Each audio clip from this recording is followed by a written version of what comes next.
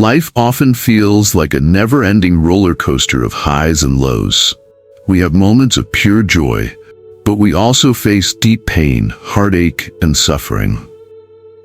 It's easy to celebrate the good times, but what about the tough ones? The ones that leave marks not on our skin, but deep in our hearts and minds. Some of us carry wounds so profound that they don't show on the surface, yet they shape everything: our thoughts, our choices, how we connect with others, and even how we see ourselves. Have you ever felt like you're walking around with a heaviness that no one else can see? Maybe it's the weight of past betrayals, a broken heart, or the loss of something you held dear. Those invisible scars, the ones that seem to linger no matter how much time passes. What if I told you they don't have to hold you back? What if those very wounds, instead of keeping you trapped, could actually be the doorway to something deeper? Something greater? In Buddhism, we're taught that suffering, or dukkha, is a natural part of life. It's something everyone experiences in one form or another. But here's the catch. Instead of seeing pain as a burden to carry or escape, Buddhism invites us to embrace it, understand it, and transform it. Through this process, our suffering can become the fuel for spiritual awakening, a pathway to healing and freedom. In this video, we'll explore 13 powerful traits that many people who've suffered deeply often share. You might see yourself reflected in some of these traits, or maybe someone you love. But more than that, we'll look at how Buddhism offers a way to heal from the inside out, turning our deepest pain into wisdom and strength. So stick with me until the end. What you're about to hear might change the way you see your pain, and ultimately, the way you see yourself and others. Don't forget to follow the channel so you won't miss out on more meaningful insights to guide you on your journey toward inner peace. By understanding the nature of suffering, we can begin to see how Buddhism offers a path not only to endure pain, but to transform it into a source of wisdom and healing. Let's explore how these teachings can help us navigate our pain and find deeper meaning in our lives. In Buddhist teachings, we are constantly reminded that suffering, or dukkha, isn't something to fear, but something to understand. It's easy for us to instinctively avoid pain, to distance ourselves from suffering in any way we can. Whether it's physical pain, emotional heartache, or mental anguish, our natural response is often to escape, suppress, or numb it. But in Buddhism, suffering is not seen as our enemy. It's simply part of the human experience, and it can, if we choose to confront it, lead us to greater wisdom and ultimately liberation. Dukkha doesn't just refer to the pain we feel from an injury or an illness. It encompasses much more. The emotional pain of loss, the mental struggle of anxiety, and the deep dissatisfaction we may feel when life doesn't meet our expectations. It's the quiet undercurrent of dissatisfaction that permeates our daily lives. The feeling that something isn't quite right, that things are missing or incomplete. This kind of suffering is an inevitable part of being human, as the Buddha taught us. No one can escape it. The first step in Buddhist practice is not to run from suffering, but to acknowledge it.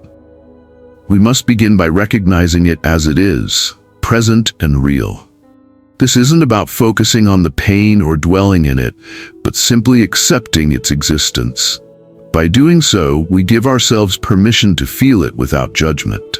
How often do we push our suffering away, pretending it's not there because we fear we cannot handle it?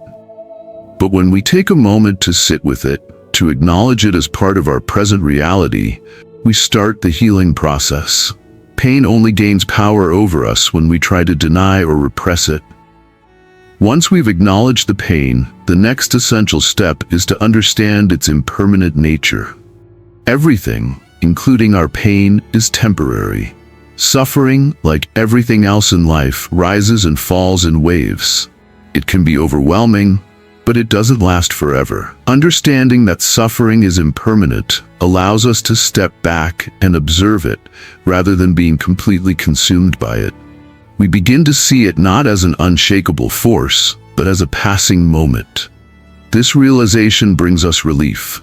It reminds us that just because we are experiencing pain now, it doesn't define us, nor will it last forever.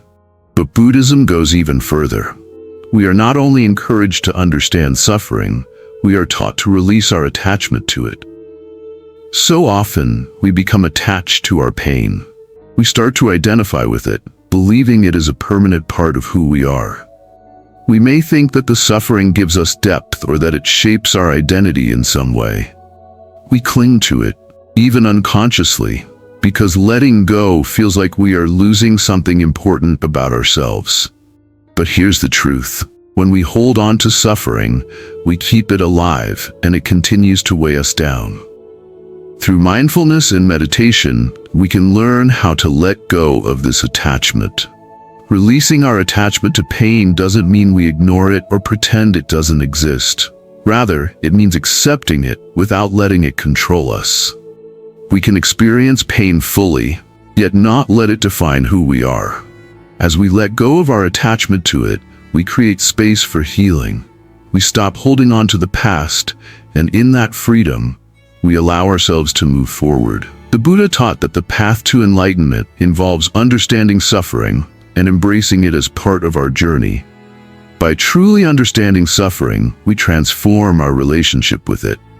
We no longer see it as something to resist, but as something that can guide us toward greater awareness and deeper peace. Pain, when met with mindfulness, becomes a powerful teacher. It shows us our deepest fears, our attachments, and the areas in our lives where we are holding on too tightly. Through this awareness, we can release what no longer serves us and cultivate qualities like compassion, patience, and wisdom. In the end, the freedom we seek does not come from a life without pain. It comes from the ability to live fully with it, without letting it rule us. True liberation is not about avoiding suffering. It's about learning to embrace it as part of our shared humanity, allowing it to guide us toward greater presence, deeper connection, and a richer life. Through understanding and releasing our attachment to pain, we open ourselves to a life of true freedom, one where we are no longer defined by our struggles, but empowered by the wisdom they bring. Now let's dive deeper into the 13 traits that often characterize those who have suffered profoundly. These traits, while sometimes seen as challenges, are also opportunities for growth, if we approach them with awareness and compassion. Trait 1. Hyperindependence, the armor of the soul. When life has shown its sharpest edges, many of us instinctively build walls around ourselves. We retreat into a place where we feel we are safe, protected from further harm. People who have suffered deeply often develop an extreme sense of independence, a defense mechanism against the pain of the past. They have learned, sometimes painfully, that depending on others can invite hurt, that vulnerability opens the door to more suffering. So they create an armor made of self-sufficiency, telling themselves that they can manage on their own, that leaning on others is not only unnecessary, but dangerous. But the thing about this armor is that while it may protect us in the short term, it also isolates us from the world. It keeps us distant from others, and in that distance, we lose connection, understanding, and support. The armor that we thought would make us strong instead becomes a prison built from fear. It's a false strength, born not from wisdom, but from the deep desire to protect ourselves from further pain. In Buddhism, attachment to the self, the ego, is seen as one of the root causes of suffering. The ego wants to protect, to separate, to assert its independence, but in doing so, it creates distance between us and the interconnectedness of the world. True freedom, the Buddha teaches us, is not in isolation, but in interdependence, the realization that we are all part of something greater, that our lives are woven together with the lives of others. By letting go of our ego-based defenses, we open ourselves to a world of connection. It is only through embracing vulnerability, acknowledging our wounds, and sharing our imperfections that we can find real strength. And in that shared vulnerability, we allow others to heal, just as we heal. Trait 2. Excessive empathy. The overburdened heart. When we allow ourselves to feel deeply for others, it is easy to be swept away by their pain. People who have suffered often develop a heightened sensitivity to the emotions of those around them. It's as if they can sense every sorrow in the room, every word left unspoken, every grief hidden behind a smile. This deep empathy can be a beautiful gift, a bridge that connects us with the suffering of others, allowing us to share in their humanity. However, when this empathy becomes a defense mechanism, a way to avoid our own pain by focusing on others, it can quickly become overwhelming. We may find ourselves drained, giving and giving, without replenishing our own heart until there's nothing left to offer. In Buddhism, we are reminded of the importance of self-compassion. To truly love others, we must first learn to love ourselves. The Buddha teaches us that compassion must begin within. Before we can pour our hearts into the lives of others, we must fill our own cup. Practices like loving kindness meditation or reciting mantras help us reconnect with our own worth, gently reminding us that we deserve the same care and understanding we so freely give. Through these practices, we restore balance within ourselves. The true power of empathy comes not from losing ourselves in the pain of others, but from offering kindness from a place of inner peace. Mindfulness plays a key role here. It allows us to notice when our empathy begins to tip into exhaustion, when we are giving too much of ourselves. By recognizing these signs, we can step back, replenish our energy, and return to our relationships with a renewed spirit. It's not about closing our hearts, but about learning to give in a way that honors both others and ourselves. Trait 3. Fear of true relationships. The wall between us. For some, true intimacy feels like a threat, especially when past experiences of deep betrayal or abandonment have left emotional scars. These wounds often lead them to push others away, fearing that any real connection will inevitably result in hurt. The thought of being vulnerable in a relationship feels too risky, as if allowing someone in would only expose them to more pain. They build walls, believing that isolation is the only way to protect themselves. But the more we retreat into ourselves, the further we distance ourselves from the potential for real, meaningful connections. In Buddhism, we learn that attachment, whether it be to past pain, to the idea of protection, or even to a false sense of control, leads to suffering. However, non-attachment doesn't mean withdrawing from love or avoiding connection. Instead, it is an invitation to embrace love without the need to control it, without the constant fear of losing it. True intimacy, according to Buddhist teachings, requires letting go of the fear that holds us back. It is about allowing ourselves to trust, not in the sense of expecting or demanding, but in the freedom to simply be.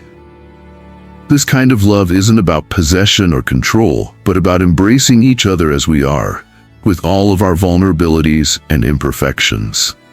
When we let go of the walls and allow ourselves to be seen, we create space for relationships to grow naturally.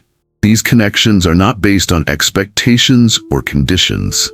They are rooted in shared humanity, a mutual understanding that we are all just trying to navigate this world together. In this freedom, we find not just love, but deep, healing connections that nurture both our hearts and souls.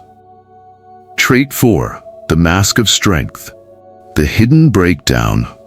For many who have suffered deeply, projecting an image of strength becomes a coping mechanism, a way to protect themselves from the vulnerability that comes with showing their pain.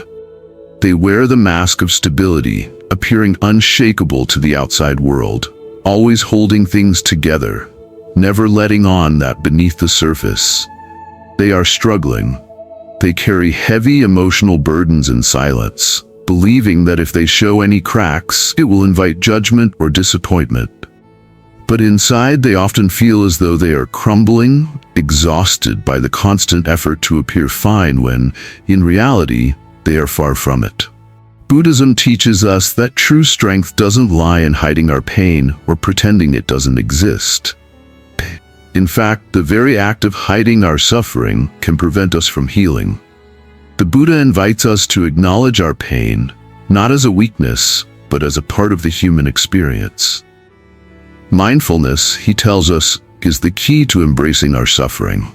It's about sitting with our emotions, not running from them or suppressing them, but allowing ourselves to truly feel them, observing them with awareness and without judgment.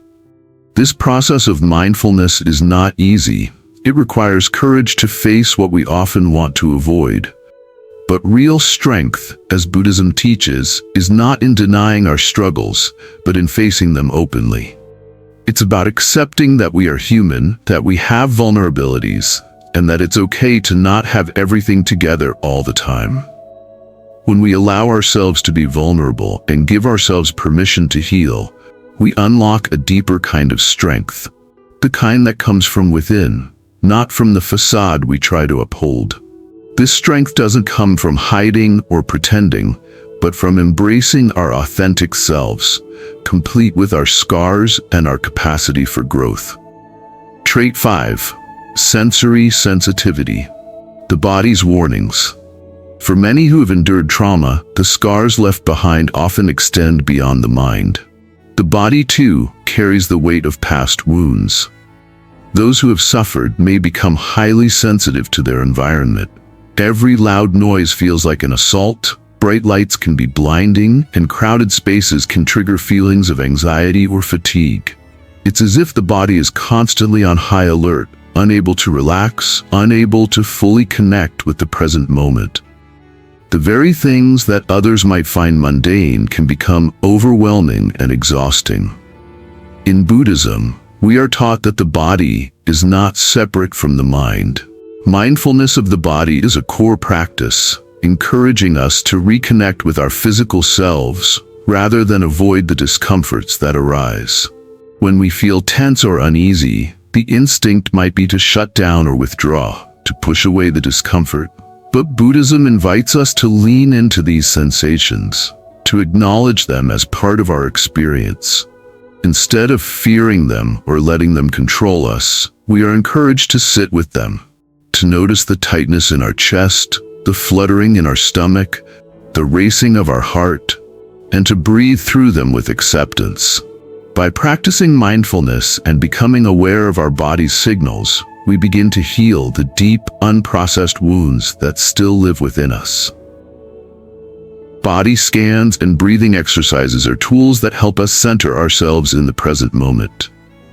These practices allow us to move past the reactive patterns of fear and anxiety that often arise from trauma, helping us find balance and calm. As we breathe, we reawaken to the present, to the peace that resides within our bodies, and we reclaim the ability to live fully, rather than being controlled by the echoes of the past. Through this process, we learn to honor our bodies, to listen to their messages, and to find healing through mindful presence. Trait 6. Obsessive need for control. The fear of chaos. For those who have endured chaos and unpredictability, the need for control can become all-consuming. The constant desire to manage every detail of their lives becomes a shield against the unknown, a way to avoid the feelings of vulnerability and helplessness that chaos once brought. They meticulously plan, organize, and control their environment, believing that if they can control the small things, they can prevent the storm of unpredictability from ever touching them again. But in truth, this obsession with control is not born from strength. It's rooted in a deep, unspoken fear of what might happen if everything falls apart. In Buddhism, we are reminded that impermanence is one of life's fundamental truths. Everything is in a constant state of change. Nothing is ever truly in our control. The ebb and flow of life cannot be planned or predicted. They will come, regardless of how tightly we hold on. True freedom, as the Buddha teaches us, comes not from trying to control every aspect of life, but from letting go, from embracing the uncertainty that comes with being human. We are encouraged to practice acceptance of the unknown, to trust in the flow of life, rather than trying to steer it with our own hands. When we release our tight grip on control, we begin to experience peace in a new way. Peace is not about managing every situation or avoiding discomfort. It comes from trusting that life will unfold as it should. In this acceptance, we find calm, knowing that we do not have to control everything to be safe. Letting go of the burden of fear allows us to embrace life's unpredictability with grace, and in doing so, we experience the freedom that comes from truly being present. Trait 7. Silence as refuge, the escape into stillness. For those who have suffered, silence often becomes a sanctuary, a place where they can retreat from the overwhelming noise of the world and find a moment of peace. In the stillness, they can breathe, collect their thoughts, and process the emotions that seem too heavy to carry in the chaos of daily life. In these quiet moments, they might feel safe, as though the world's demands have paused long enough to allow them to just exist. But over time, this silence, which began as a form of self-care, can slowly transform into a barrier. What was once a healing retreat may eventually become a wall, keeping them separated from the warmth of connection and the richness of shared human experience. Buddhism recognizes that silence can indeed be a powerful tool for introspection and peace. It offers the space we need to reflect, to clear the mind, and to heal from within. But it also teaches us that true peace doesn't lie in complete isolation. While silence can nurture us, engagement with the world is what allows peace to deepen and flourish. Buddhism invites us to move beyond the comfort of silence into the realm of mindful communication, where we not only listen deeply, but also speak with intention. It's through this mindful engagement that we truly connect with others.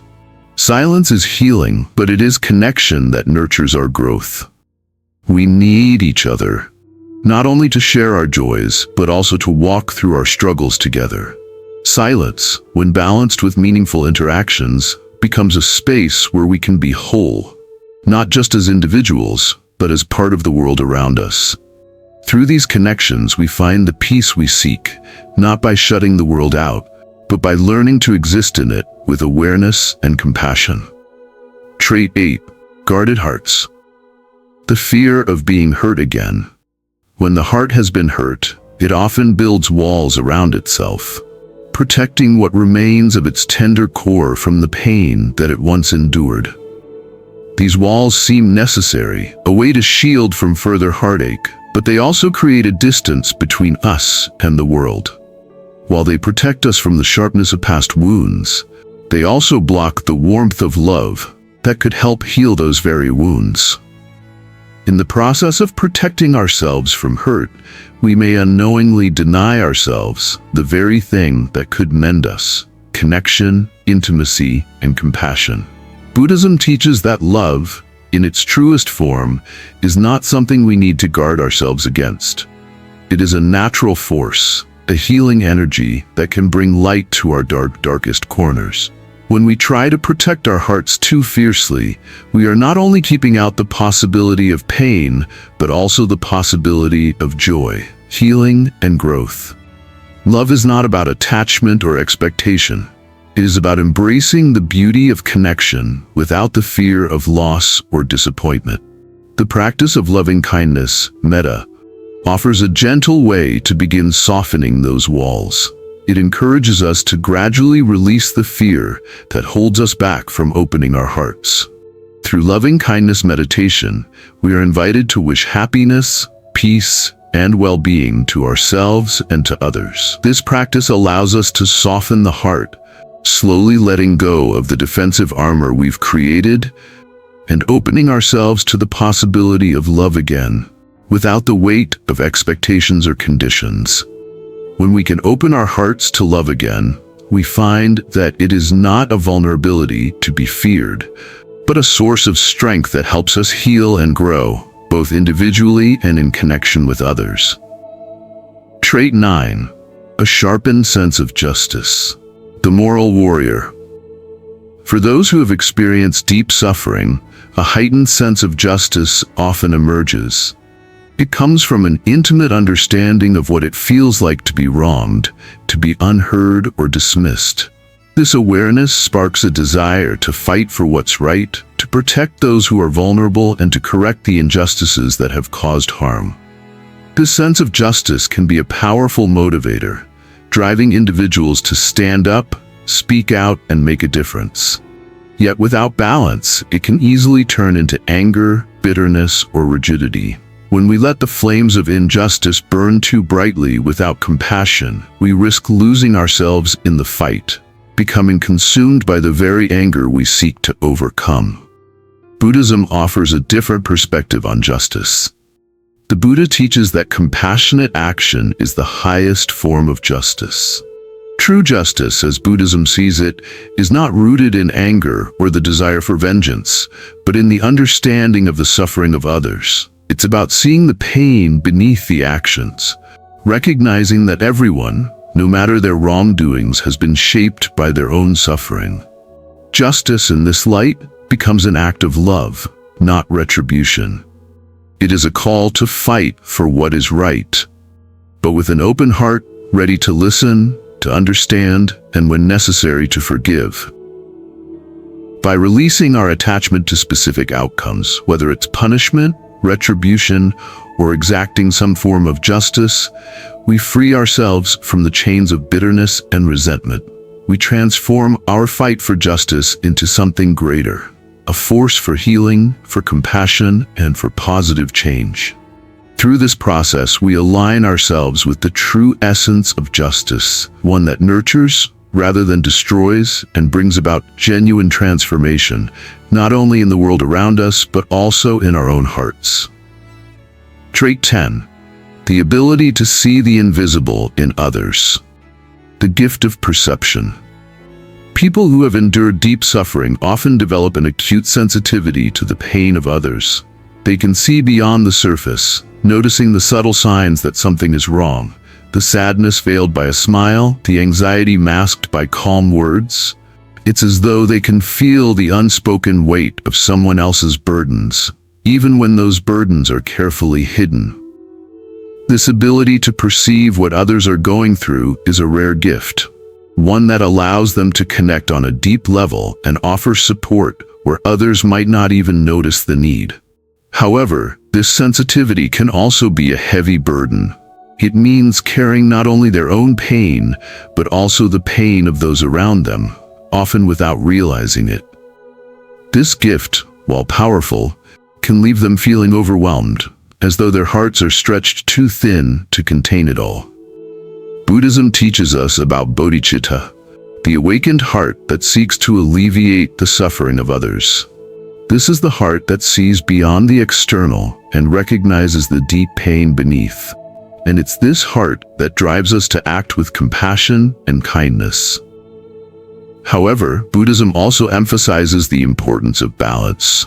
To truly help others, we must first learn to protect ourselves. It's vital to practice detachment, not in the sense of shutting ourselves off, but in the way of recognizing that we can offer support without losing ourselves in someone else's pain. Through practices like mindfulness and self-compassion, we can hold space for others' suffering without absorbing it.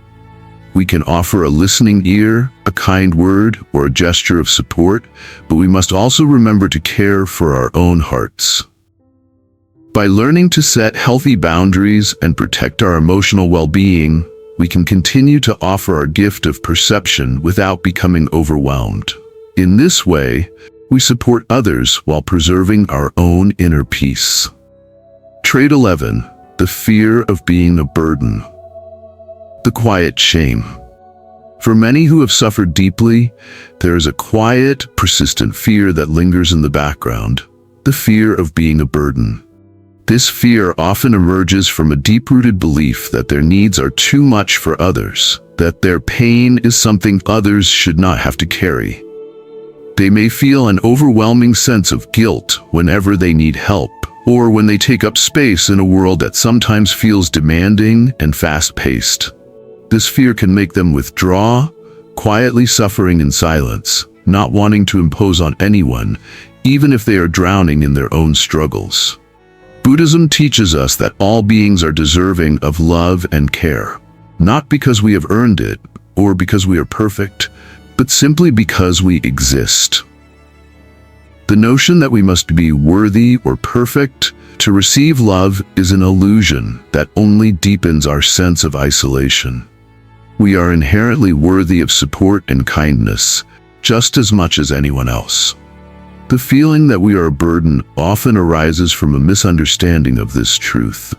Self-compassion, a core practice in Buddhism, is the key to letting go of the shame that keeps us from reaching out for help. Through self-compassion, we learn to embrace our imperfections and understand that needing help doesn't make us weak or burdensome. It makes us human. As we practice self-compassion, we begin to release the shame that holds us back from asking for help. We begin to trust that we have every right to take up space, to voice our needs, and to receive love in return. By shedding this quiet shame, we allow ourselves to be supported and nurtured, recognizing that our worth isn't determined by how much we give, but by simply being. Through this process, we find a deeper connection not only to ourselves, but also to others, creating a space where healing can take place. Trait 12. Appreciation for the little things. The gift of gratitude. After enduring deep suffering, many people begin to see the world in a different light. The things that once felt trivial or unnoticed, the warmth of the sun on their skin, the simple laughter shared with a friend, the earthy scent of fresh rain, suddenly take on a new meaning. What was once easily overlooked becomes a precious reminder of life's fleeting beauty. These small joys, once dismissed as ordinary, now feel like gifts, helping to ground us in the present moment and offering a sense of peace amidst the chaos of life. In Buddhism, mindful appreciation is seen as an essential spiritual practice. It's about slowing down and truly noticing the small, everyday moments that often pass us by. By focusing on the present moment, we learn to appreciate what we have, rather than focusing on what we lack or what has been lost. This practice of mindfulness helps us cultivate a deep sense of peace and gratitude. It teaches us that we don't need grand gestures or monumental experiences to feel fulfilled. Sometimes, the simplest moments bring the deepest contentment. Gratitude, when practiced mindfully, becomes a powerful tool for healing. It has the ability to shift our focus away from pain and toward the abundance that is present in every moment. No matter what challenges life may bring, cultivating a mindset of appreciation helps us stay rooted in the now. It allows us to find joy in the ordinary and comfort in the mundane, reminding us that happiness doesn't always come from achieving more or acquiring new things, but from fully embracing and being grateful for what we already have. Through this practice, we open our hearts to life's beauty, no matter how small it may seem. Trait 13. The need for purpose. Turning pain into meaning. For many, suffering becomes a turning point, a catalyst for seeking a deeper meaning in life. When faced with pain, the instinct is often to search for a reason, a purpose behind the hurt. The question becomes, why must I endure this? And how can I use this pain not just for survival, but to make a difference, to help others, or perhaps to transform the world around me in some way? This search for purpose often emerges from the desire to feel that our suffering hasn't been in vain, that it can lead to something greater than the pain itself. Buddhism teaches us that the true purpose of life is to transcend suffering, not by avoiding it or denying it, but by transforming it into something meaningful. It encourages us to transform our pain into wisdom, and to use that wisdom to help guide others along their journey. Through the practice of self-awareness, we learn to understand the deeper layers of our suffering and discover the wisdom it holds. It's in this awareness that we find the potential for growth, healing, and transformation. Rather than allowing pain to consume us or define us, we are invited to turn it into compassion.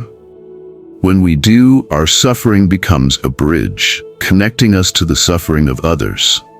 We can offer empathy, kindness, and support because we know what it feels like to endure hardship. In this way, our pain can fuel our spiritual journey, helping us grow into the person we are meant to be. Even in the darkest moments, we can find purpose. By learning to rise from our suffering, we can find the strength to help others rise as well.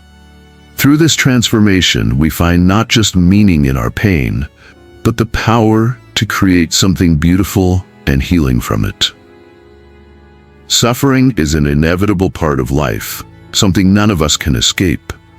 But through the teachings of Buddhism, we discover that suffering doesn't have to define us. It doesn't have to be the end of our story. In fact, it can be the very thing that guides us toward a deeper understanding of ourselves and the world around us. Each of the 13 traits we've explored reflects a part of the journey of healing. Small, powerful shifts that allow us to embrace our pain as a catalyst for growth and transformation.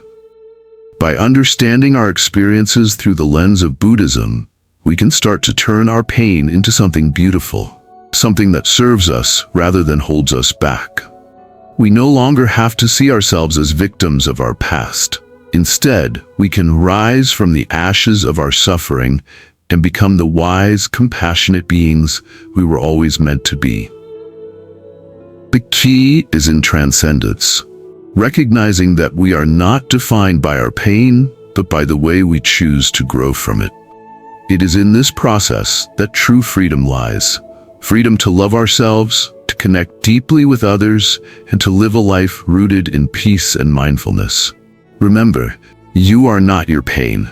You are the one who has the power to rise above it, and that is where true liberation begins.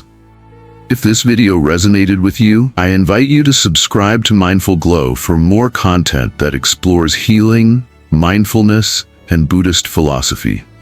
I'd love to hear your thoughts, experiences, and reflections in the comments below. Let's continue this journey together, fostering greater awareness, love, and peace within ourselves and the world around us. Thank you so much for taking the time to watch this video. Take care. You truly deserve it.